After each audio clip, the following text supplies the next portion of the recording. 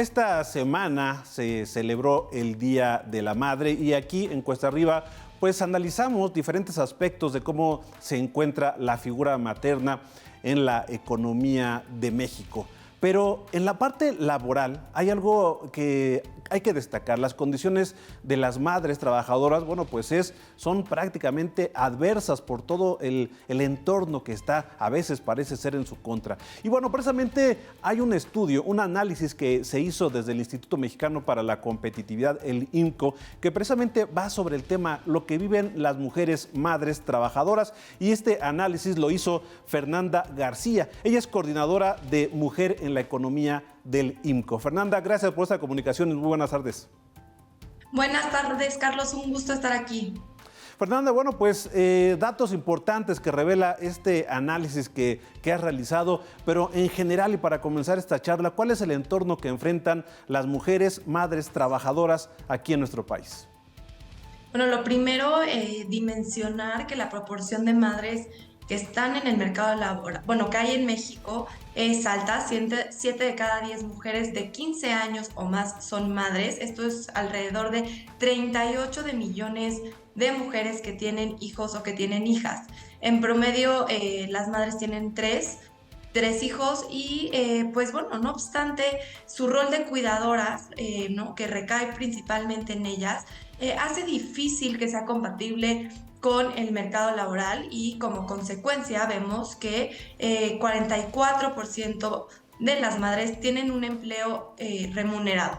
Y entender que las madres enfrentan condiciones laborales más precarias que sus pares mujeres que no tienen hijos, y además si vemos también las condiciones laborales de las madres, estas empeoran conforme aumenta el número de hijos que ellas tienen. Uh-huh.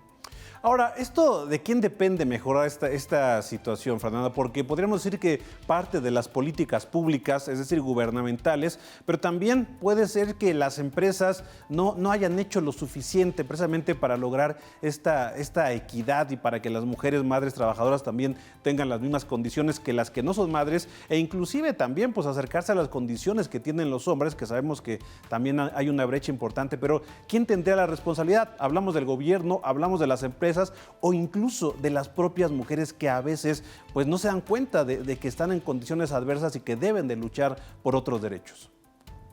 Pues esto es una responsabilidad compartida desde los hogares, ¿no? Y las mismas familias, también de las empresas y del gobierno. Por una parte, en los hogares, ¿no? Romper con estos estereotipos de género desde la niñez. No asignar roles de limpieza o de cuidados a las niñas y a los niños, ¿no? De otro tipo de actividades de, tú vas a la escuela o tú trabajas, sino que realmente buscar romper con estos estereotipos desde el hogar y por otra parte también distribuir las tareas dentro del mismo hogar, ¿no? Hoy por hoy las mujeres dedican 40 horas a la semana a las tareas de cuidados y del hogar, todas estas tareas sin remuneración alguna, en comparación con 16 horas que dedican los hombres. Y cuando en los hogares hay presencia de infancias, esta situación se acentúa aún más. Entonces, desde esa parte de la repartición de roles, para que las mujeres tengan más tiempo de ofrecerlo en el mercado laboral, si es que así lo desean, y que no sea esto una barrera o un impedimento para ellas. Por parte de las empresas, se puede hacer también muchas cosas, desde políticas de inclusión para más mujeres que consideren que las condiciones de los puestos laborales, en específico aquellos de mayor jerarquía, donde perdemos a una mayor proporción del talento de las mujeres, se adapten a las necesidades también, no solo de las mujeres, pero también de las madres.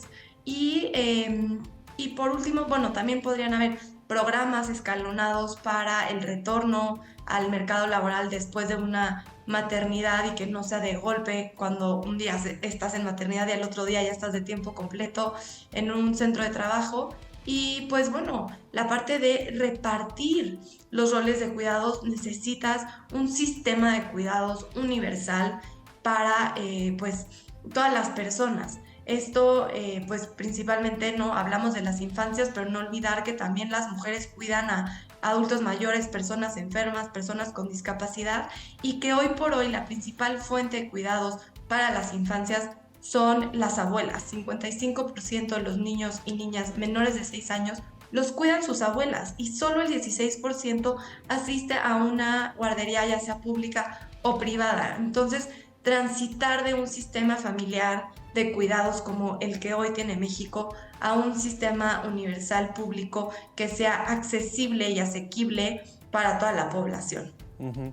Para pasar de este sistema familiar que mencionas, Fernanda, ¿qué tanto en este momento, en el 2023, existe la infraestructura, sobre todo de guarderías, escuelas de tiempo completo, transporte escolar, horarios en los trabajos que sean flexibles para que las madres puedan salir en algún caso que sea de emergencia a atender a los hijos? ¿Cómo nos encontramos? ¿Cómo está la infraestructura en México para ello?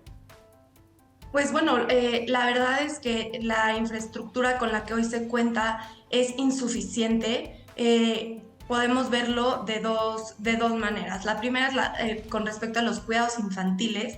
36% de los niños y los niños de 0 a 5 años asisten a una guardería, a un preescolar o a un centro de cuidados, ¿no? ¿Qué está pasando con pues el 64% restante? Seguramente son sus abuelas, pero ¿qué pasa cuando no tienes a una abuela que te cuide, ¿no? Entonces, ahí muchas veces las mamás tienen que salir del mercado laboral. Y respecto a cuidados de adultos mayores, en México existen 10 unidades de cuidados para adultos mayores por cada 100,000 habitantes de 65 años o más. Y la siguiente pregunta sería, ¿esto es suficiente? Pues la verdad es que no lo sabemos, porque no sabemos la capacidad de estos centros, no contamos con esa información. Entonces, pues necesitaríamos partir de un diagnóstico para entender si la infraestructura de cuidados hoy en día es suficiente, si se está usando, si sobran lugares, si están en los lugares adecuados donde hay mayor demanda de este tipo de servicios. Y una parte que no podemos dejar de lado es la calidad. La calidad de estos centros de atención y centros de cuidados también es una parte fundamental y hoy por hoy tampoco tenemos información.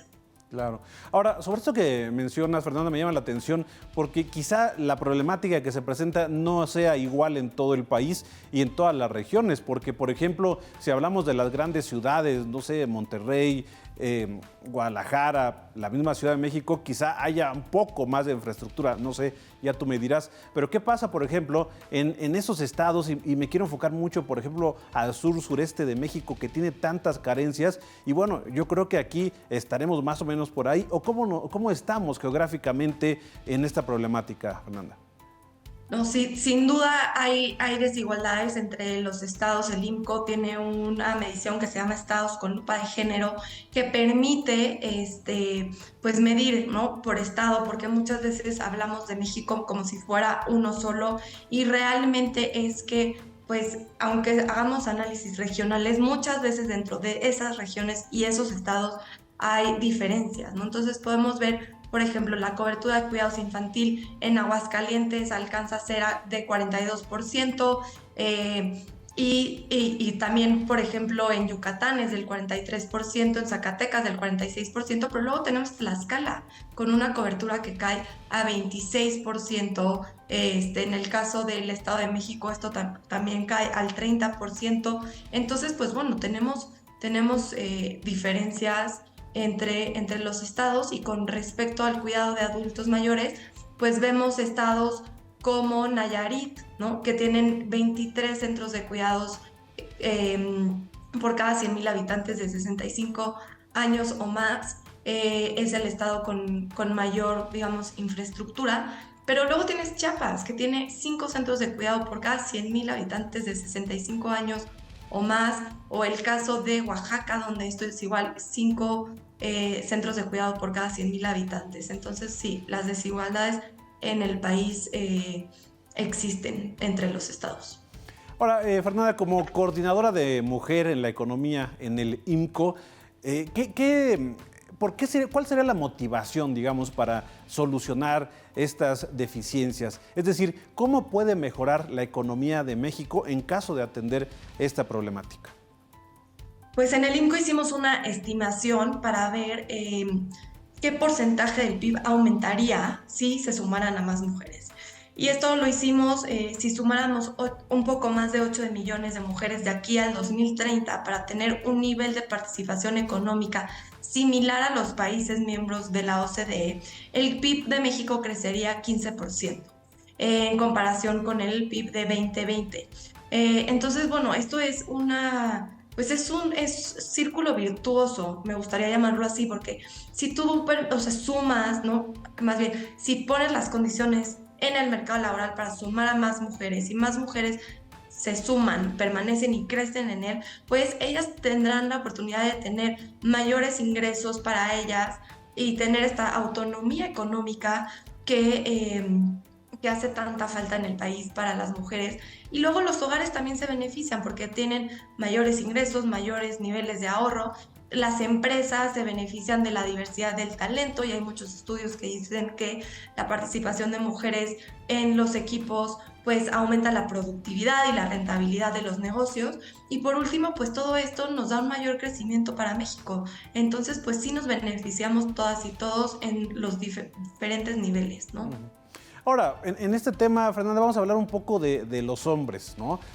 ¿Cómo se encuentra en términos de idiosincrasia, en términos de cultura general? ¿Cómo nos encontramos los hombres como para aceptar que haya pues estas adecuaciones, estas modificaciones que de alguna forma harían que la mujer estuviera en igualdad de circunstancias, una mayor equidad en términos laborales, de ingreso, de horarios? Pero ¿cuál es la percepción de los hombres? Pueden ser trabajadores también, profesionistas, pero que esto se pueda solucionar y que inclusive los hombres también aporten o abonen a que haya esta pues mayor equidad e igualdad. Pues justo si vemos los datos del trabajo no remunerado, año con año aumenta la proporción del tiempo que dedican los hombres a estas labores. Sin embargo, pues es un ritmo bastante lento con el que va cambiando. Entonces, bueno, si queremos ver a más mujeres en el mercado laboral, tiene que cambiar esto desde el hogar, porque en la medida que encontremos igualdad en el hogar, esto se va a reflejar en el mercado laboral, porque si no, es que no hay manera, porque el tiempo que dedican las mujeres limita, ¿no? Que participen económicamente, que estudien y que lo dediquen hasta descansar o al autocuidado. Entonces, pues bueno, creo que ahí vamos muy lento, pero no dejar de lado que estas políticas públicas para incluir a más mujeres también consideren a los hombres. Y esto podría sonar un poco contraintuitivo, pero si un hombre quiere tener mayor participación en el hogar, pero en su centro de trabajo solamente le dan flexibilidad a las mujeres porque ellas son las madres, pues este hombre no podrá tener un rol más activo de cuidados por esta limitación. Entonces, estas políticas de inclusión también tienen que considerar a los hombres.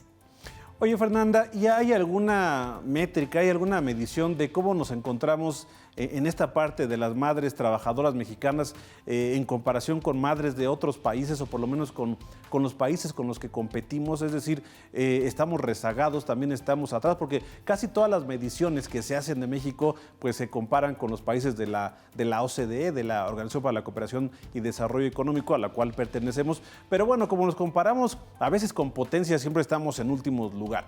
En este caso, ¿habría alguna métrica que nos dejara claro cómo nos encontramos a nivel internacional en cuestión de derechos, de equidad de las madres trabajadoras? En específico de las madres no tenemos el comparativo, pero lo que sí podemos ver es la participación económica de las mujeres. Aquí México, a nivel nacional, la participación económica ronda entre 45 y 46%. Esto está por debajo del promedio mundial y del promedio de la región de América Latina, y comparándolo con economías de la región como Colombia o Brasil, estamos por debajo, ya que en estos dos países la participación económica está por encima del 50%. Pues esto, todo un tema, la verdad es que, bueno, y en esta semana, más aún en el marco de la celebración del Día de la Madre, pero bueno, y este estudio para las personas que nos ven en este momento, Fernanda, podríamos tener acceso todos, podemos revisarlo, porque la verdad es que es un estudio pues bien analizado, bien realizado, y para las personas que nos están viendo en este momento y quisieran profundizar en su análisis, ¿dónde lo podrían checar? Claro que sí, este análisis es público, es gratuito, está en nuestra página de internet que es imco.org.mx y en todas nuestras redes sociales que son IMCO-MX, ahí lo pueden consultar. También tenemos información de la participación económica de las mujeres en otros aspectos, entonces pues les invito a consultarlo. Fernanda, te agradezco mucho esta comunicación, que nos hayas compartido parte de este análisis y bueno, seguramente estaremos en contacto más adelante porque el IMCO siempre tiene estudios bien interesantes. Gracias, Fernanda, y buenas tardes. Muchísimas gracias a ti por el espacio, saludos.